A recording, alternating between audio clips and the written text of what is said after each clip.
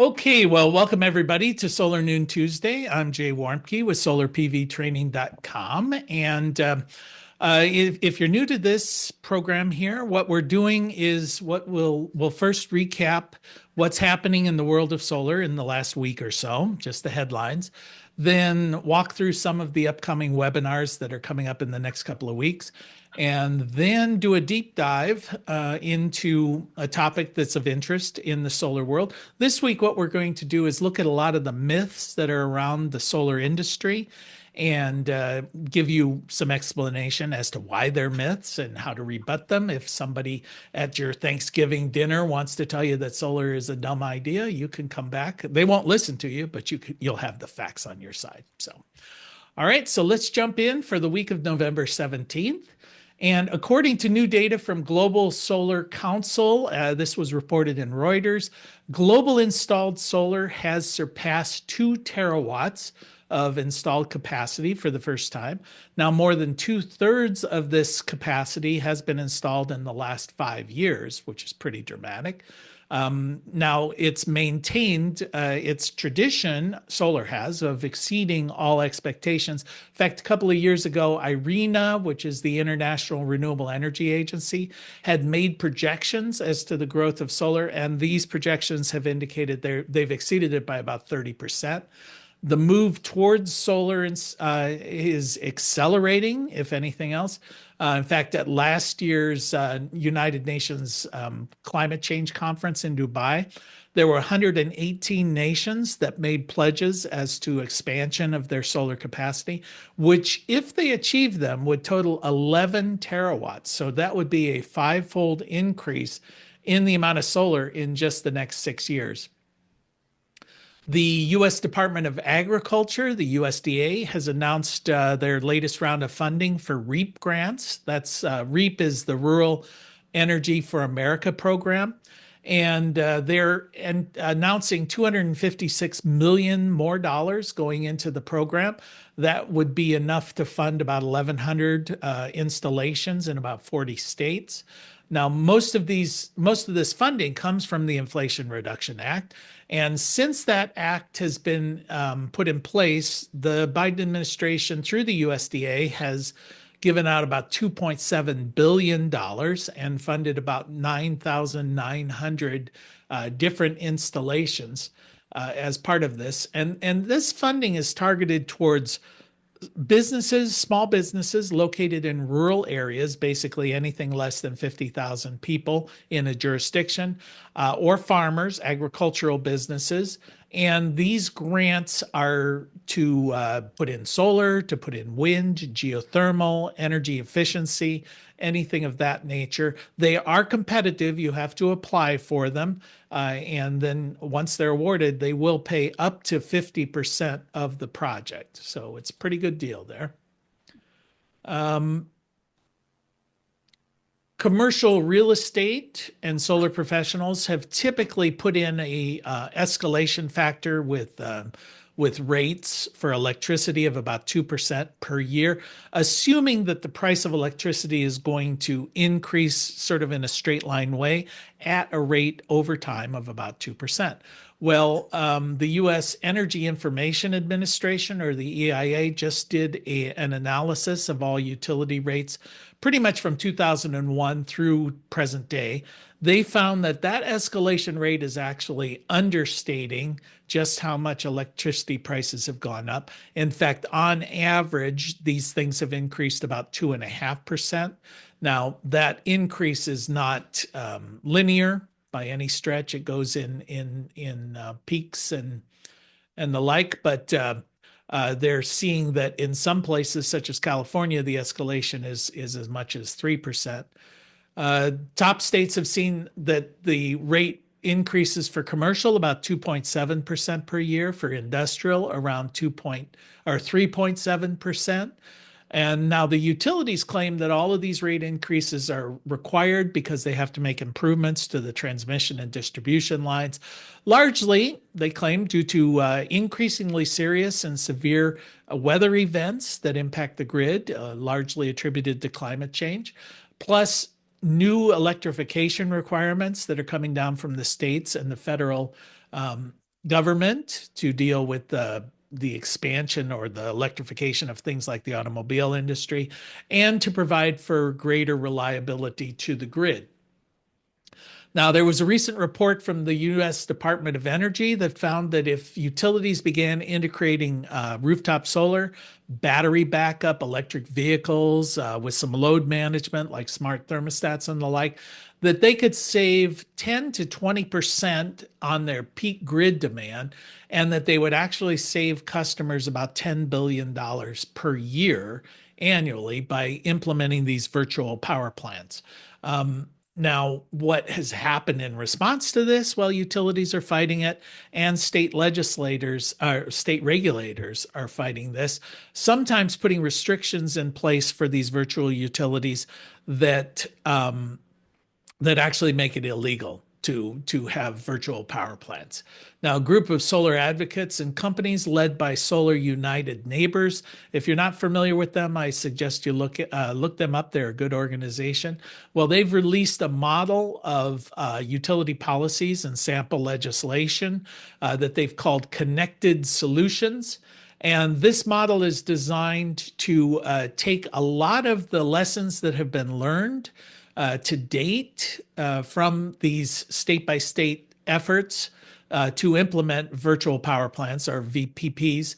Now, a lot of these efforts have never really expanded beyond the test phase, largely because the regulators and the utilities come in and they mess with them, making them more complicated, and they reduce the compensation going to these households. So Connected Solutions is looking to take the good items from these past efforts. They cited 4 key principles. They should be open to anyone who wants to participate. The technology should be agnostic, meaning it should not be product specific. There should be flexibility in the participation. In other words, the utility cannot control the entire process, and they need to make sure that they have fair export compensation for the power that's being put back onto the grid. Now, initially, Solar United Neighbors is targeting Pennsylvania, New Jersey, New York, and Wisconsin in pushing these model regulatory efforts through the process. And then they would expand into other states. Now, in the past year, 2 states, Colorado and Maryland, have actually passed bills that are mandating virtual power plants within their state. So we'll see how those efforts go. And that's the news that I have for this week. Does anybody have anything you want to add to anything that came across your desk, since we've got this as an interactive process here? Give you just a second. All right, hearing none, you can jump in if something occurs to you. Let's look at some of the upcoming events here, that the webinars. I thought, oh, I did delete that one. That was yesterday, so you missed it. Okay, so maximizing distributed energy resources. This is going to be at 2 o'clock today, that webinar. It's offered by Smart Electric Power Alliance. Then we have workforce development. This is a conference that's going to be November 19th, today and tomorrow. If you're not in Washington, D.C., you're probably out of luck. Solar Builder is putting on a webinar on the 20th, empowering battery storage. This is essentially kind of a sales pitch for Generac, but if you're interested in buying a Generac system, good one to look at. The 21st, pile design. Those are the vertical supports for ground-mounted systems for utility scale, if you're interested in how those things go in. December 5th, this is talking about after the sale. You know, how do you maximize post-sale successes? Then on December 10th, Fronius is going to have a webinar about their latest generation of inverters. Again, if very product specific there. Artificial intelligence and solar. So this is December 12th. Just get a sort of futuristic, how is AI going to be integrated into solar? I assume that might be interesting, or who knows? These things are hit or miss sometimes. Then SunGrow talking about their 200 kW string inverters. Now, I looked at this because notice it says 600 volts. So, it's a fairly big system. So, if you're interested in these inverters, they're starting to get bigger and bigger and bigger. I don't know if this is residential in scale. Obviously, 600 volts more than what you would find in a residential. Intersolar is coming up February 25th and 27th through the 27th in California. That's a conference, obviously. A couple of these. NABCEP is having their conference in Reno, Nevada. That's a fair piece in the future, but a lot of folks go to these things, so I wanted to just make you aware of that. And then, of course, our ongoing solar courses online, self-paced, hybrid versions, in-person courses are available at solarpvtraining.com. And I need to take that word hopefully. The book is out, right? It's not just hopefully, it's there. So the ninth edition of Understanding Photovoltaics is available. You can get it through us or through Amazon or wherever books are sold, right? That's what they always say. So those are the webinars that I'm aware of. Anybody have anything that you are aware of that I missed? Okie doke. Well, now we'll get into the hopefully a bit more interactive. I'm gonna get some feedback here, but I said what I wanted to recap here are some of the myths that you'll hear people discussing. Oftentimes, everybody's so certain about things that they don't know anything about. But this is just some of the things that we will hear about solar. A lot of these items, as I was researching this, I hear all the time. They're very common. You'll hear them. Other ones I hadn't heard so much, but there is just a lot of misinformation out there about everything. But there's a lot of misinformation out there about solar panels, and as I mentioned at the beginning of this, I did pull a lot of this information from a study that was put out. It was put out by the Columbia Law School, so that I wanted to acknowledge that and give them my appreciation. Okay, so that first one about do solar panels cause cancer? Now, I've heard this a lot. In fact, I was working at a utility scale system in Columbus. It was interesting because one of the guys who was working there, a young guy, who had been there on the working at this utility scale system, and he brought it up. He goes, this is a good job. It's a shame that it's so dangerous and that, these panels will give you cancer. And I was looking at him and said, where are you hearing this? It's like the sun, yeah, skin cancer or whatever. But if anything, the panels are going to absorb some of that sun's energy. Unless you grind these things up and eat them, I don't see how you're going to be getting cancer. And he was kind of surprised by that. Well, apparently there's a lot of this going around, that these electromagnetic fields that are being given off by these solar panels are going to be harmful to human health. Well, essentially, when they talk about these EMF generated fields, you're not talking about the panels themselves. You're really talking about the inverter. Anything electronic gives off certain EMF. And the study essentially found that if you're standing right next to one of these inverters, and I think they were talking about utility scale inverters, you will receive as much electromagnetic, whatever they measure that in, as if you were using an electric can opener. So certainly less than if you're standing next to your refrigerator. So it's almost, once you get 4 or 5 feet away from it, it's basically background noise. It's whatever you get whenever you're standing in the world. So it's a nonsensical thing. I don't know why it just reminded me of this, but this was not one of the ones that I'm going to highlight, but I did hear that there was concern about solar panels killing birds. I think we even talked about that in a previous session. And they did a study where they recorded like 1,000 hours of these of birds flying around solar panels, and not once did a bird run into the solar panel. In fact, they used this as habitat. They built nests under it. They foraged under it. They used the shade. So if anything, it's beneficial to birds.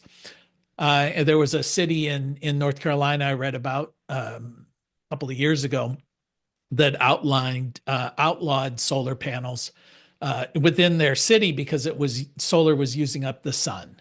So how do you combat that? I guess there's only a limited amount of sunshine, and the solar was stealing it. So that was another myth. You don't even, if your uncle brings that up at Thanksgiving, just ignore it and ask him to pass the gravy. You're not going to win that argument. All right, another one, and I hear this one a lot. Toxic heavy metals such as lead and cadmium will leach out from the solar panels, and this is one that you hear.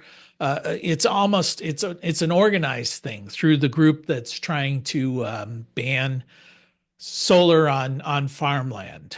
This is an effort that's led by a lobbying group out of Washington, D.C., that's funded by the natural gas and uh, the fossil fuel industry. So I think their major motivation is just to try and make solar another culture war kind of thing. But part of what they're doing is they're saying, oh, solar's so bad for the environment. Look at it that they incorporate lead, they incorporate cadmium into these panels, and that leaches out into the soil, and it's destroying all of our prime farmland, and it's really bad for the environment. So you'll hear this a lot. Well, the reality is the panels that they're citing specifically are really the ones made by First Solar. First Solar makes cadmium telluride thin film solar panels that are used quite a bit by the utility scale solar installations. It is encapsulated within the panel, essentially within the glass. So really, in reality, the only way it could leach into the soil is if you ground up the solar panel and put it in the ground. But the reality is the number one source of cadmium in the soil comes from phosphate fertilizers. So the same farmers who are saying that these panels are leaching trace amounts of cadmium into the soil are literally spraying gallons of cadmium onto the soil in form of fertilizers. So it's a disingenuous argument, but the fact that somebody is motivated to make this argument doesn't mean that people won't pick it up and run with it. It is not legitimate. Most of the solar panels are made of silicon, and the ones that are on residential homes do not have cadmium in them. I think the lead comes from some of the perovskite issues. There is lead obviously in any of the solder joints and things like that, but that's such a trace amount. But one of the issues with perovskite that led to some changes before it was adopted was the fact that it did have lead, and the lead would indeed leach out when exposed to extreme heat and moisture, which obviously solar panels are exposed to heat and moisture. But that's one reason why perovskite solar panels were not being adopted. They're just not commercially available. Now, last year, for the first time, we begin to see some perovskite that is available, but that issue with the leaching of the lead and some of the robust, there were concerns that these things did degrade. Those have been addressed. Those have been before they could even become commercial. So it's just not an issue. All right, I'll take a breath there in case somebody has any comments. I'll keep looking over to see if there's any hands raised. Okay, number 3, solar panels just generate way too much waste and will overwhelm our landfills. I always find it funny that people who are against solar suddenly become these amazing environmentalists when they decide to argue against solar. Oh, it's destroying our soil. Oh, it's, filling up our landfills. Well, the reality is that it just isn't. The amount of PV module waste is so tiny compared to almost every other form of waste. You can see municipal waste, the stuff they're throwing away in their garbage cans, that just overwhelms it. But even if you compare it with other energy generating, like coal or oil, you can see that it's 300 to 800 times more waste from coal ash from coal power plants than ever could be produced or has been produced by modules. And we're in the early stages of modules, obviously, but we're starting to see that recycling is becoming legitimate. It's becoming a thing. Again, we've reported on that here in these sessions, but as much as 98% of the material within a solar panel can be recycled. Now, currently, not these recycling centers are few and far between, and that is a problem. But as the waste stream begins to accelerate, because really at the moment, the only solar panels that we're having to deal with as far as waste are damaged panels that are damaged in installation and transit. Most of the panels that are out there have not reached their 20-year, 25-year warranty phase. So, but that's going to happen. And I think the recycling, by the time it does happen, will be geared up to accommodate it. I'm seeing more activity here in Ohio, but when there's a market and you can recycle, because most of the material that's part of these panels is silicon and aluminum. That's the vast majority. And then, of course, the wiring in the panels themselves are silver. So you can get the silver out of it, you can get the aluminum out of it, you can get the silicon, which is just glass. And all of that can be reused. Okay, this was one that I haven't heard a lot of, but I could see where it comes up is clearing trees for solar panels negates any climate change benefits. So this was an argument, I guess, that's being made. It sounds logical on its surface. If you're cutting down forests to put up solar arrays, that's not a good thing. And I would say it's still not a good thing because I like trees. But the average acre of solar panels reduces approximately a little more than 200 times as much carbon dioxide than an acre of trees. So even if you did cut down the trees, the benefits far exceed as far as carbon reductions. But only about 4% of the panels that are currently installed in projects are installed where they have to get rid of trees to do it. You can think about this from an investor standpoint. Why would you pick a spot that's going to cause you a lot of extra expense, a lot of extra work, coming in and clear cutting a forest just to put up solar array? This is one of the reasons why farmland is so attractive. It's already pre-cleared. But again, I think we need to come up with better locations than the farmland, but forests, not it. So 4%, such a tiny amount. And even if you did cut down the trees, the benefits from carbon emissions far outweigh. So that's sort of a non-issue. Item number 5, myth number 5 here is solar energy is worse for the climate than burning fossil fuels. I always love these kind of things. I don't quite know where they come up with this. But I have heard it. And a lot of folks will say, you know what, by the time you've mined all of the minerals, you've transported the minerals, you've melted the silicon into glass, uses a lot of energy. You're basically encapsulating so much energy into the production of this solar panel that any of the savings that you would see from climate, from CO2, have already been used up in the production of that panel, and that's just simply not the case.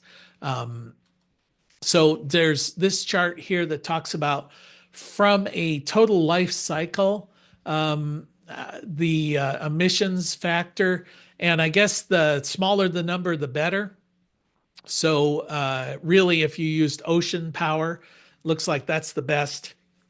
Wave power, I assume 8. I'm not really sure what those numbers are measuring when they say 8, but smaller is good. So photovoltaic 43. So there's definitely some cost. It does take energy to make solar panels, but if you compare that to something like natural gas at 486, so it's about 1/10 of the encapsulated energy there, and coal, of course, over 1,000.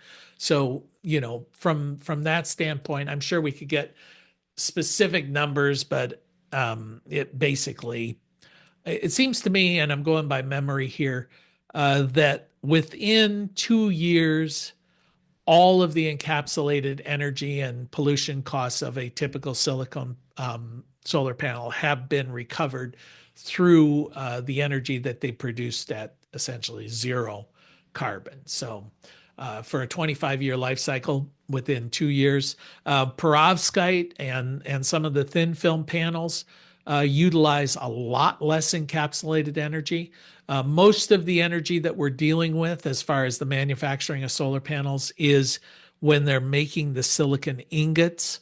There's you're basically taking uh, pure silicon and melting it down. That takes a lot of heat. So that's where perovskite and these other thin films that are kind of inkjet technologies, they don't use that much energy.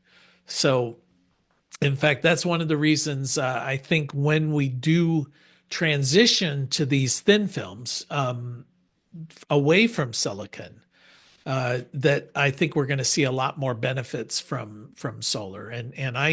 If I were making government policy, I wouldn't be overly concerned about competition from China on silicon panels because I feel like that is a bridge technology that's leading us to the next thing.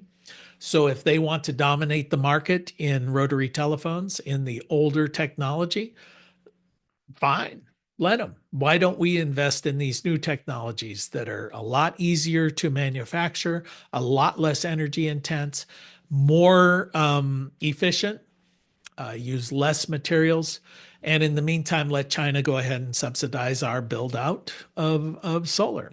Yeah, I think that's kind of a win-win, unless you happen to be in the silicon manufacturing business, which you would think that I was the Antichrist when I said that.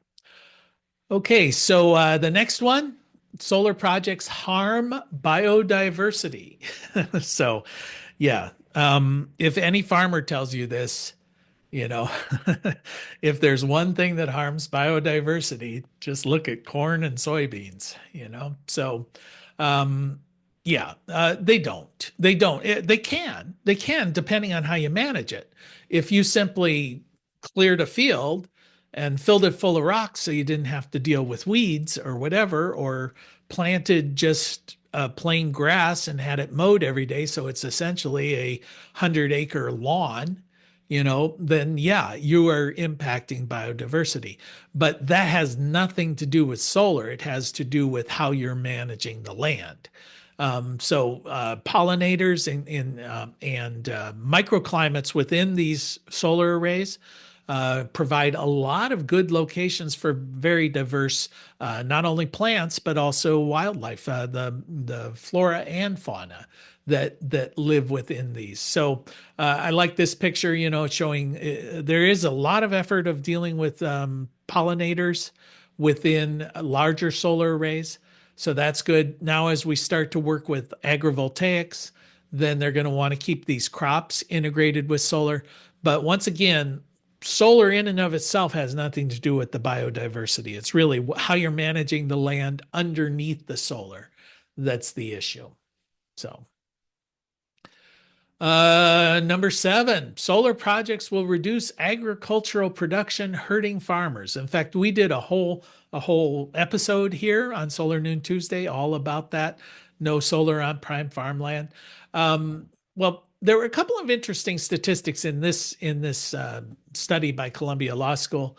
They basically said that the Department of Energy did a study and said if we were to build out to go to effectively 100% solar for our national grid, it would take up about a little over 10 million acres under that highest land use scenario there. Well, that would take up, if we put it all on farmland, which not a good idea, and we're not doing that. But if we did, that would represent about 1% of the farmland currently being utilized in the US.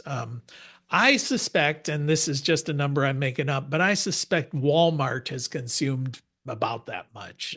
Maybe I'm exaggerating, but certainly suburban sprawl, all of those things that we see creeping into farmland is a greater impact, which we're not hearing the outrage about that. But then I think a more compelling argument is currently this farmland, 40% of all of the corn that's planted in the US is going towards ethanol.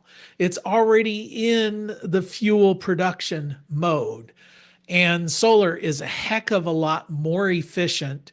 It seems to me, if I remember from that previous program, it's like 10 times more fuel efficient per acre than growing corn in the energy that is being generated through solar. So, if you're really concerned about that, well, let's take ethanol out of production and turn that farmland over into food production rather than fuel production. And then we could take a tenth of that, or even worst case scenario, a quarter of that land that's currently going towards ethanol production and turn it into solar. Uh, and for the farmers, it's a win, because currently the best case scenario for a farmer growing corn on their property would be to generate about $800 an acre in profit. And that's in a good year. Solar, you can get $1,500 to $2,000 an acre as part of the lease.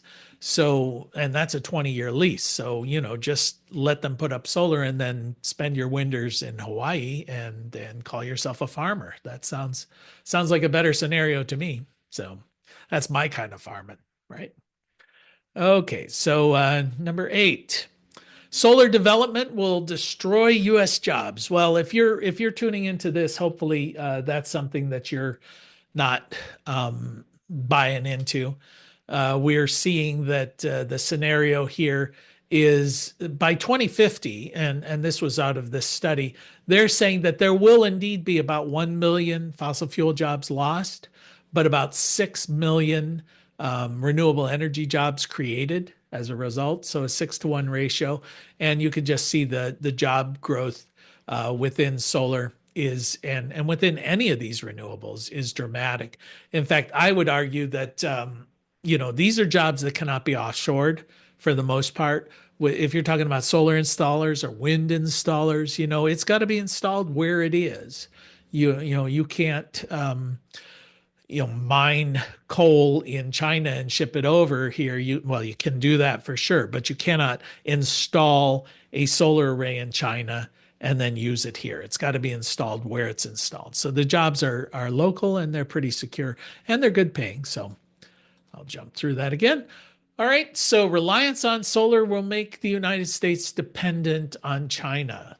So this is getting into some interesting, sort of multi-layer thinking. They're saying, okay, if we begin to rely on a technology that is heavily dominated by China, which solar panel manufacturing is, that could make us economically dependent upon China. Yeah, fair enough. Although we are seeing that the Inflation Reduction Act is incentivizing a lot of domestic production, and we're seeing the results of that. The domestic production is ramping up, but that's not a reality yet because these things are taking some time. Increased tariffs, that's sort of a carrot and stick kind of approach. They're giving incentives to those people who want to manufacture, but they're also punishing if you import. So they're putting in 50% tariffs on these imported solar panels, making them more expensive in comparison to domestically manufactured. So that's in that whole world of silicon. As I mentioned earlier, I would like to see us looking at, how do we develop a domestic marketplace that focuses on the next generation of solar panel manufacturing rather than focusing on the current generation. If we did that, I think we'd come out ahead in a few years, just trying to transition to these perovskite, thin film, tandem panels, things of that nature that are really going to dominate in 5, 6, 7, 8, 10 years, who knows when. But if we were looking ahead, there's not the same level of investment in plants that's required. It, to my understanding, is a much simpler way of manufacturing. So we could become dominant there. But we are seeing a lot of increase in domestic that don't really feel that we're dependent. I can't say that's flat out wrong. I just don't think it's going to be realized. Utility scale farms destroy the value of nearby properties. We've heard this objection a lot. A lot of studies out there that basically say that some of them are contradictory. Some of them say, yeah, there's a 1% in decrease in the value of property within half a mile.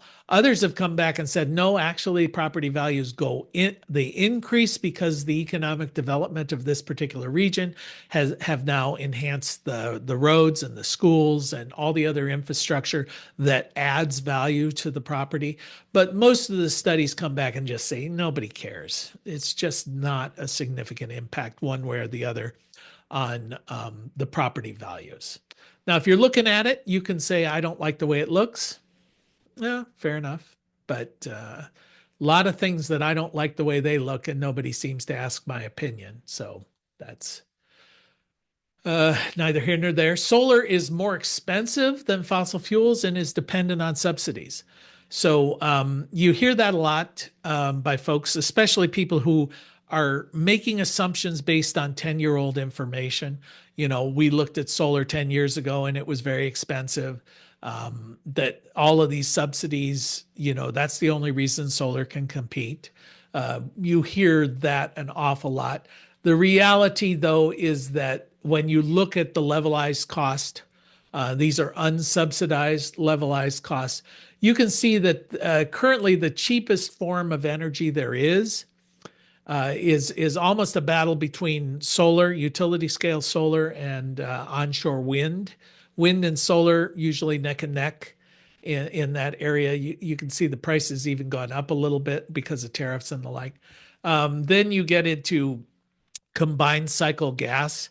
It's basically when they're using the heat and the gas. That's the next least expensive. Geothermal, a little less. Then you get into coal. Coal is typically 2 to 3 times as expensive as wind or solar, and these without subsidies. And bear in mind, fossil fuels receive a lot of subsidies. In fact, studies I've seen show $5 in subsidies for fossil fuels for every $1 solar gets. It's just not as easy to track down. You know, there's a lot of things like easy access to land, you know, at below market cost for exploration. You get exploration tax benefits. You get a certain accounting write-off benefits. So it's not like I'm going to give you 50% of the project like with a REAP grant, which is very easy to understand for most people and very easy to see. But there are a lot of subsidies out there for fossil fuels. Then you get into nuclear and gas peaker plants. Peaker plants are really the ones that they're using mostly in the utility scale industry. And what they mean by a peaker plant is when there's a high level of demand from the grid, these peaker plants turn on to meet that demand. I guess if you think about it, the grid for the most part has no storage. That's changing, but it doesn't have a lot of storage. So whenever somebody turns on a load, the grid has to respond, and it has to respond in real time. So how do they do that? Well, they have certain power plants that they run all the time. In the olden days, it was typically the coal and the nuclear power plants that they just kept on because it's hard to turn them off. It's hard to turn them back on again. A nuclear power plant might take many days to turn off and many days to turn back on. So you just leave it on all the time. Coal, think of it like a wood burning stove, right? How long does it take for it to heat up? How long does it take for it to cool off? But gas power plants are more like the burner on a gas stove. You just turn it on, whoosh, you know, the flames come on and you're starting to boil water. You know, when we talk about coal power plants, gas power plants, nuclear power plants, they're effectively tea kettles. You know, you're just boiling water and that steam is running a turbine. You know, that's kind of all there is to it. So now they use natural gas as the peaker plants. So when the load demand goes up, you turn on that burner on your stove and you boil the water relatively quickly. Now, there's a transition going on now towards batteries. And the nice thing about batteries is you don't even have to wait for that water to boil. right? You just turn on the battery and instantaneously you got power. So the response rate from these utilities is a lot faster when they're using batteries. So they like that. Um, and I think one of the reasons peaker plants are so expensive is you only run them intermittently. So there's a cost there, but it's not running all the time. In today's marketplace, pretty much the ones that are running 24/7 are the wind and solar. Obviously solar doesn't run at night, but when the power is available, use it. Use it as a base load because the other ones are more expensive. So we're moving towards a wind and solar as a base, gas as peaker, to meet demand changes and the like. Eventually, we're going to go to wind and solar as a base with battery backup as your peaker. That will get you, and then of course hydro. Hydro is always thrown in there, and hydro runs all the time, regardless, because why wouldn't you? The water is flowing through that thing. So hopefully that's your 2-minute lesson about how power plants work, and some of it's even accurate, right? So. Okay, so what do we do here? Solar panels don't work when it's cold or cloudy. Well, if you've studied solar, you know when it's cold, they actually work better, right? Electricity likes the cold; it doesn't like the hot. So cold makes no difference. In fact, a cold day, sunny, that's the best.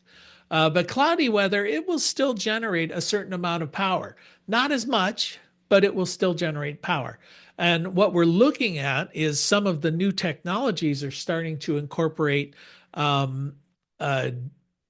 materials that will absorb energy at different waveforms of the electromagnetic spectrum.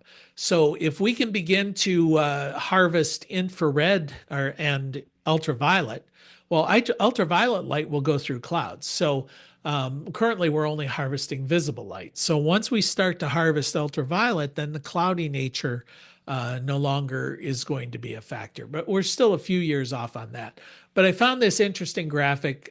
It was a video out of Australia, and it's just showing you on a typical sunny day, you usually get a nice bell curve where at the peak is solar noon or peak sunlight. And then if you've got clouds coming in and going out and coming in, you'll see the little jagged lines. But the nice thing about this is it's saying that this was a full day of sunlight, 10 and a half hours of full sun. And he generated 43.3 kilowatt hours that day. Same array, less than an hour of full sunlight, and they generated 10.4. So significantly falling off, but not zero. Not zero, even on a very cloudy day.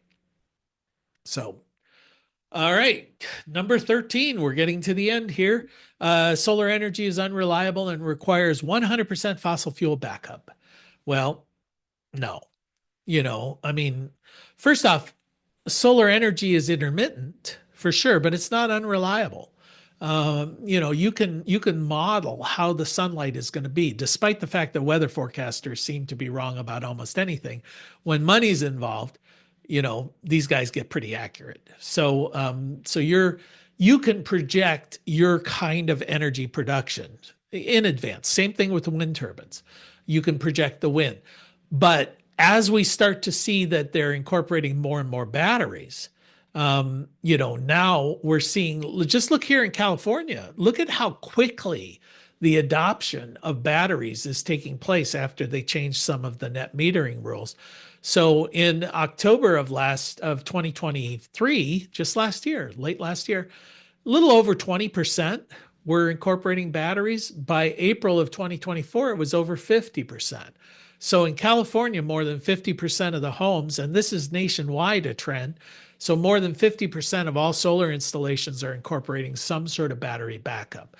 So the intermittent nature of solar becomes a non-issue because you're storing solar when you have excess abundance of it, and then you're using it when you don't. So that gets rid of the whole intermittent issue. And this is largely taking place because batteries are becoming more affordable. And what's good for a single home is also good for the grid. We never used to even measure batteries as a form of generation on the grid. But now we're starting to see that, for instance, this was in 2024, 58% of the new energy being put onto the grid is solar. 23% is battery. So battery backup on the grid is becoming huge, huge. And it was, I'd say 2 or 3 years ago, you'd never even hear it mentioned because it just simply was not cost effective. And when it was first being reported, I was thinking, well, why are they considering batteries as a generating source? Surely it's just a storage source, you're just storing power and then using it later. But isn't that what coal is? Isn't that what natural gas is? It's just stored energy. So if the capacity is there and it's full, it's a stored generating capacity. It's a stored energy. It's just a lot more efficient than storing sunshine in the form of coal or natural gas. So those are some big changes that are happening, and then once we start to see electric vehicles integrated into this, it's going to be amazing, a lot of battery capacity. And then the final one here is there's not enough mineral resources for large scale solar development. Well, this is kind of silly. When people ask, are we going to run out of something? And, is there enough aluminum? Is there enough stuff to make solar? I always say, have you ever thought we're going to run out of asphalt, for roads or concrete for roads? I mean, these things, there's a lot of it. But what are the primary components of solar panels? Pretty much silicon, aluminum, and copper. And it turns out, what are the elements of the Earth's crust? Well, number one is oxygen. Number two is silicon. Almost 28% of the Earth's crust is made up of silicon. I don't think we're going to run out. What's number three? Aluminum. So the two major components of solar panels just happen to be number two and number three most abundant minerals on planet Earth. So that one, I think we could kind of put to rest. Hopefully, we will get to a certain stage where almost all of it is recycled, because once you have enough, there's no reason to be out there digging up new stuff. So that's my recap of the 14. Pete, you've got a comment? Yeah, I just wanted to share the comedy of hearing from so many so-called experts who claim there isn't enough copper in the world to build out the grid as we hope to build it out, being unaware the grid is made of aluminum and steel with relatively little copper. Yeah. Yep, that's true. And actually, they can take all of my pennies and we can get a whole lot of wire made, right? That's right. Although I know these things are just copper clad anymore. Any other comments from the group? Give you just a second. All right. Well, hopefully you guys found this helpful. That's everything for this week. And I'll see you guys all next week. All right. Take care. Bye bye. Thanks, Jay.